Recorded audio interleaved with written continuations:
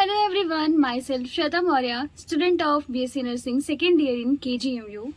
तो अगर आप ABVMU, KGMU, यूपी सीनेट या फिर UP BSc nursing entrance exam की प्रिपरेशन कर रहे हैं तो ये वीडियो आपके लिए मैं लेके आई हूँ। आज की वीडियो कुछ थोड़ा हटके होने वाली है, मतलब स्टडी से ही रिलेटेड है, बट आज कोई मैं लेक्चर या फिर वीडियो ऐसा नहीं है। कुछ आपको टिप्स एंड ट्रिक्स देना चाहती हूँ कि कैसे आप अपनी प्रिपरेशन को और अच्छी बना सकते हैं। तो मैं आपको बताना चाहती हूँ कि जैसा कि जो आपके एग्ज़ाम फिलिंग की लास्ट डेट थी वो 29 मई है शायद। तो 1-2 दिन का आपके पास टाइम बचा हुआ है। अगर आपने फॉर्म फिल नहीं किया है तो अभी भी फिल कर लीजिए। इसके बाद आपके पास टाइम नहीं मिलेगा फॉर्म फिल करने का। एंड आपके जो एग्ज़ाम्स हैं वो 14 जून को हैं, तो अभी आपके पास बस 15-16 दिन का टाइम बचा हुआ है। एंड कुछ लोग ऐसे भी हैं जिन्होंने अब तक पढ़ाई नहीं करी है और वो ये सोच रहे हैं कि क्या 15 दिन में पढ़ के मैं कोई कॉलेज ले सकता हूँ या ले सकती हूँ, सिलेक्शन हो सकता है या नहीं, कोई अच्छा कॉलेज मिल सकता है या नहीं। सो ये वीडियो इसी से रिलेटेड है, क्योंकि बहुत लोग ऐसे थे जिनको अभी तक कोई टेंशन नहीं थी ऐसी कि करनी है, प्रिपरेशन नहीं करनी है, बट अभी 15 दिन बचे हैं तो वो भी सो के उठ रहे हैं कि हाँ हमें प्रिपरेशन करनी है एंड क्या 15 दिन में हमारा सिलेक्शन हो सकता है। सो अगर एक मतलब जनरली हम बात करें तो आप कंपैरिजन तो नहीं कर सकते कि जिसने साल भर मेहनत की है और आपने 15 दिन मेहनत की है, दोनों का जो लेवल है पढ़ाई का, तैयारी का, वो सेम नहीं हो सकता है। जिसने साल भर पढ़ाई की है उसके अभी क्या हाल होगा कि उसका सारा ऑलमोस्ट तैयार हो चुका होगा, वो बस रिवीजन कर रहा होगा, सिर्फ रिवीजन और क्वेश्चंस की प्रैक्टिस। और आपका क्या है कि आपने अभी तैयारी स्टार्ट की है, आपको पूरे चैप्टर कवर करने हैं, सब कुछ रिवीजन करना है, क्वेश्चन की भी प्रैक्टिस करनी है। सो कंपैरिजन तो किया ही नहीं जा सकता कि जिसने 1 साल पढ़ाई की है उसका होगा या फिर मेरा होगा। बट हाँ, एक चांस है अभी आपके पास कि मतलब मैंने अब तक नहीं पढ़ा है तो 15 दिन में पढ़ के हो सकता है क्या। देखो, अगर आपने 11th-12th में थोड़ा बहुत ठीक से पढ़ा था, मतलब अच्छे खासे थे पढ़ने में आप, तो 15 दिन बहुत है आपके लिए। 15 दिन में भी आपका सिलेक्शन हो सकता है, वो भी अच्छे कॉलेज में। बट अगर आप मतलब ऐसा कि आपका कुछ भी नहीं तैयार है तो फिर थोड़ा सा मुश्किल हो सकता है, क्योंकि इतना बड़ा सिलेबस है, 11th भी है, 12th भी है, तो पूरा सिलेबस 15 दिन में कवर करना इम्पॉसिबल है।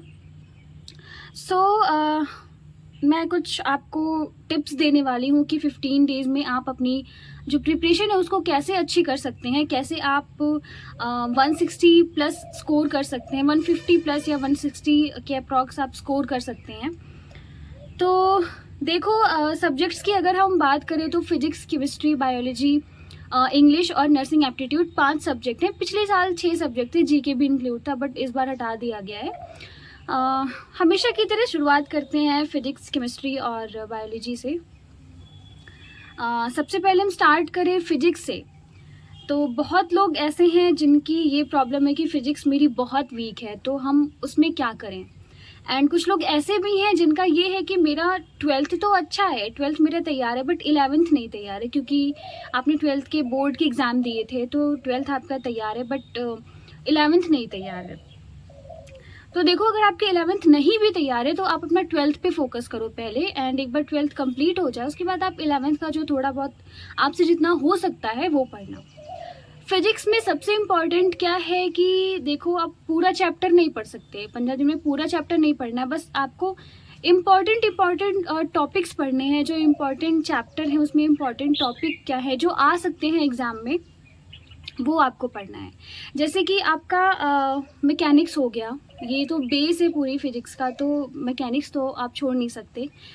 जो मोशन होता है पार्टिकल का 1 डायमेंशन में, 2 डायमेंशन में, सो ये सारे चैप्टर्स बहुत इंपॉर्टेंट हैं एंड इससे डायरेक्ट क्वेश्चन पूछा जाता है।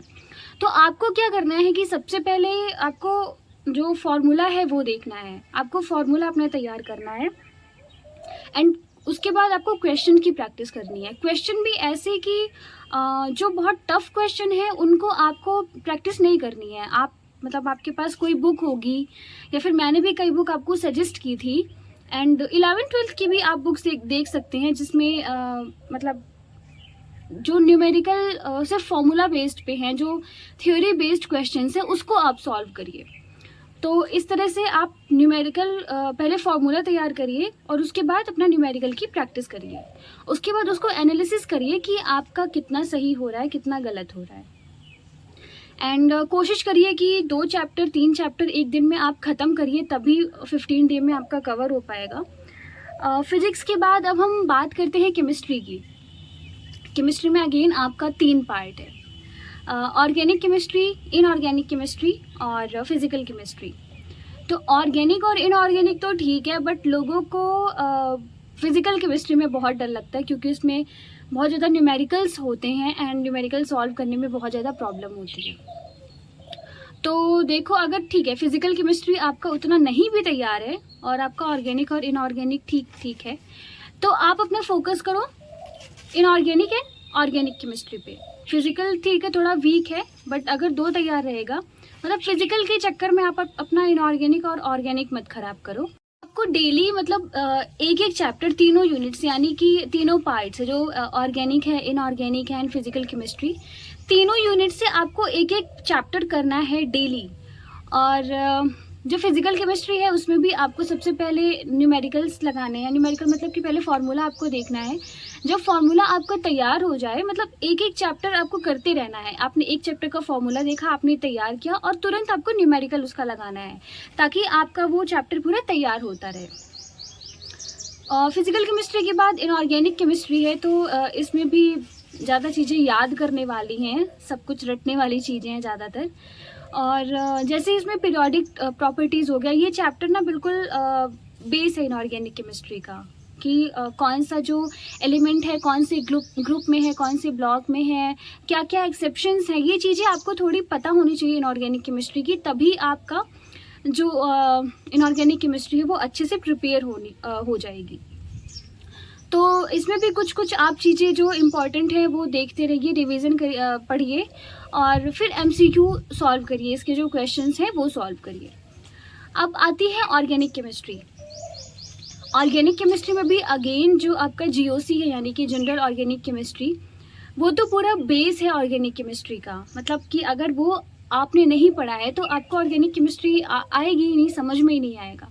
एंड अगर आपने जीओसी पढ़ा है तो आधी केमिस्ट्री तो आपकी ऐसे ही तैयार हो गई है। तो सबसे पहले आप जीओसी अपना कंप्लीट करिए। उसके बाद जो नेम्ड रिएक्शन है, जैसे कि आइडोफॉर्म हो गया और रीमन टीमन रिएक्शन, ये सब जो नेम्ड रिएक्शन होती है, जो सीधे एग्ज़ाम में पूछी जाती हैं, ये रिएक्शंस आपकी बिल्कुल रटी होनी चाहिए, बिल्कुल तैयार होनी चाहिए। इसमें जो कुछ पर्टिकुलर रिएजेंट यूज़ होते हैं रिएक्शंस में, वो भी आपको पता होना चाहिए, क्योंकि क्वेश्चन में डायरेक्ट पूछा जाता है कि ये रिएजेंट कौन से रिएक्शन में यूज़ किया जाता है। तो नेम्ड रिएक्शन और रिएजेंट आपको अच्छे से पता होने चाहिए। देखो, बहुत टफ क्वेश्चन ऑर्गेनिक केमिस्ट्री के नहीं आते, मतलब कि जैसे कुछ रिएक्शंस होती है ना कि ए से बी बना, फिर बी से सी बना, सी से डी, तो ऐसे क्वेश्चंस नहीं आएंगे। सीधे सीधे आपसे क्वेश्चन पूछा जाएगा कि ये रिएक्शन है, इसका प्रोडक्ट क्या होगा। सो ऑर्गेनिक केमिस्ट्री में आपको इतना करने के बाद देन जो एमसीक्यू है उसकी प्रैक्टिस करनी है। ये सब तो बात होगी केमिस्ट्री की। सो केमिस्ट्री में भी 3 पार्ट हैं, आपको जो एक एक पार्ट है वो डेली करना है। एंड आप देखेंगे आपके जो क्वेश्चंस हैं वो सॉल्व होने लगेंगे आपकी, अगर ठीक ठाक प्रैक्टिस हो जाएगी तो। फिजिक्स केमिस्ट्री के बाद हम आते हैं अभी बायोलॉजी पे। तो बायोलॉजी भी अगेन बहुत बड़ा सिलेबस है उसका, अगेन 15 डेज़ में तो कवर नहीं कर सकते, बट अगेन जो इम्पॉर्टेंट टॉपिक्स हैं उसमें से आप उसको पढ़िए। 15 दिन में आप यही कर सकते हैं। कोशिश करिए कि 2-2, 3-3 यूनिट आप एक दिन में कवर करिए, क्योंकि बहुत सारे चैप्टर्स हैं। जब तक 2-3 यूनिट आप एक दिन में नहीं पढ़ेंगे तब तक आपका पूरा कोर्स कंप्लीट नहीं होगा, सिलेबस नहीं पूरा होगा। तो आप 2-3 यूनिट एक दिन में कवर करिए। उसके बाद आप जितने ज़्यादा से ज़्यादा क्वेश्चंस की प्रैक्टिस कर सकते हैं, आप 100 क्वेश्चन, 150 क्वेश्चन उतने सॉल्व करिए। और जिस क्वेश्चन में आपको ऐसा लग रहा है कि हाँ ये बार बार क्वेश्चन आ रहा है एमसीक्यू में, बट आप वो गलत कर रहे हैं, तो आप उसको एक जगह नोट करते हुए चलिए, ताकि लास्ट डे या फिर उससे एक दिन पहले आप उसको देख सको, आप रिवाइज कर सको। तो बायो की भी बात हो गई है। हिस्ट्री और बायोलॉजी के बाद आपके बचते हैं 2 सब्जेक्ट, यानी कि nursing aptitude and English. Nursing aptitude की बात करें तो आपके लिए बिल्कुल मतलब नया है, अगर आप अभी तक आपने पढ़ा नहीं होगा। तो नर्सिंग एप्टीट्यूड के लिए आप क्या कर सकते हैं कि जैसे मैंने कुछ बुक्स आपको सजेस्ट की थी, आप उससे तैयारी कर सकते हैं। नहीं तो मैंने भी अपने चैनल पे बहुत सारी वीडियोस डाले हैं नर्सिंग एप्टीट्यूड से रिलेटेड। मैंने थियोरी भी उसका कवर किया है एंड क्वेश्चन की प्रैक्टिस भी करवा रही हूँ, तो वहाँ से आप जाके देख सकते हैं। एंड अब तो मतलब जो सारे टॉपिक्स हैं, सारे सब्जेक्ट हैं, उसका इक्वल वेटेज है। पहले क्या था कि फिजिक्स, केमिस्ट्री, बायो और नर्सिंग एप्टीट्यूड 40-40 मार्क्स के आते थे और जीके और इंग्लिश 20-20 मार्क्स के। बट अभी क्या है, जीके हट गया तो इंग्लिश भी 40 मार्क्स का हो गया है। तो इंग्लिश भी आपको मतलब अच्छे से तैयार करनी है। इंग्लिश के लिए आपने अभी मतलब 12th अगर आपने पास किया है तो ग्रामर तो आपने पढ़ा ही होगा, तो वहाँ से आप प्रिपेयर कर सकते हैं। नहीं तो कोई भी ऑनलाइन आप चैनल देख सकते हैं। मैंने वैसे भी इंग्लिश का कोई वीडियो डाला नहीं अपने चैनल पे। इंग्लिश के लिए आप कोई ऑनलाइन चैनल देख सकते हैं यूट्यूब पे। एंड लेक्चर देखने के बाद आप खुद से क्वेश्चन की प्रैक्टिस करिए इंग्लिश की, जैसे कि 1 वर्ड सब्स्टिट्यूशन हो गया एंड जो पैराग्राफ वाले कुछ क्वेश्चंस भी आते हैं, सो आप उन सब की प्रैक्टिस करिए। सो ये तो कुछ बात हो गई कि physics, chemistry, bio, nursing aptitude और इंग्लिश की। देखो कुछ लोग आप लोग में से ऐसे हैं, कुछ नहीं मोस्ट ऑफ द लोग ऐसे हैं जिन्होंने नीट की प्रिपरेशन की है। तो अगर आपने नीट की प्रिपरेशन की है तो ऑब्वियसली आपका फिजिक्स, केमिस्ट्री, बायो तो तैयार ही होगा, ज़्यादा मतलब तैयार होगा। आपको 2 सब्जेक्ट पे ज़्यादा फोकस करना है, नर्सिंग एप्टीट्यूड एंड इंग्लिश पे। इंग्लिश भी नॉर्मली सबका तैयार ही होता है उतना। नर्सिंग एप्टीट्यूड एक ऐसा टॉपिक है, सब्जेक्ट है जो आपके लिए नया है, तो उसकी भी आप मैंने बुक्स बहुत सारी बताई थी, आप वो ले सकते हैं। और मैंने तो पूरा थ्योरी कवर की है एंड क्वेश्चंस भी ऑलमोस्ट मैंने कवर कर दिए हैं एंड अभी लाती रहूँगी क्वेश्चंस में। तो नर्सिंग एप्टीट्यूड आप वहाँ से देख सकते हैं। तो 15 डेज में भी ऐसा नहीं है कि आपने अभी तक पढ़ाई नहीं की है तो आपका कुछ नहीं हो सकता है। हाँ, बट अगर आप ये एक्सपेक्ट कर रहे हैं कि लाइक बहुत अच्छा कॉलेज मिल जाए और अभी तक आपने बिल्कुल नहीं पढ़ा है, तो ये थोड़ा सा मुश्किल है। बट हाँ, सिलेक्शन हो सकता है आपका ठीक कॉलेज में। तो 15 डेज में आप अपने जो प्लान है, मतलब कि जो सारी सब्जेक्ट्स हैं उसको डिवाइड करिए कि कितने टाइम से कितने टाइम में आपको क्या पढ़ना है। और बायो के लिए आप प्रॉपर टाइम दीजिए, फिजिक्स के लिए न्यूमेरिकल सॉल्व करिए एंड केमिस्ट्री के लिए भी। जितनी ज़्यादा से ज़्यादा आप क्वेश्चंस की प्रैक्टिस कर लेंगे उतनी ही ज़्यादा अच्छी आपकी प्रिपरेशन हो जाएगी। अगेन आप कुछ मॉक टेस्ट है उसको सॉल्व कर सकते हैं। मॉक टेस्ट में आप ऐसा करिए कि आपने 200 क्वेश्चंस आपको मिले मॉक टेस्ट में, तो आप उतने मिनट का आप अपने जो फ़ोन है या फिर कह लीजिए वॉच, उसमें टाइमर लगा लीजिए।